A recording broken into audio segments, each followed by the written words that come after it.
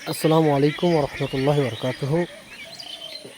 আজকে আমাদের ওই পারে যে মাটিগুলো ছিল সব মাটিগুলো এনে এদিকটা বাঁধানো হয়েছে আলহামদুলিল্লাহ।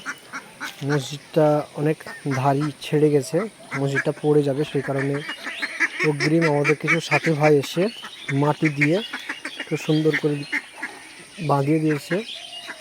মোটামুটি 300 বস্তা মতো মাটি এসছে, আরও মাটি আসবে ইনশাল্লাহ। ওই মাটিগুলো নিয়ে আসতে হবে। ওই যে ওই পারে দেখছেন, ওই মাটিগুলো মোটামুটি এখনও 400 বস্তা মতো হবে, তাহলে দিয়ে দিলে আমাদের এটা কমপ্লিট হয়ে যাবে। সম্পূর্ণ পুকুরের ধারে মসজিদ, সেই কারণে আমাদের একটু সমস্যা হয়, মানে মসজিদ ফাট ধরে গেছে ভিতরটা বারটা। হ্যাঁ, এই যে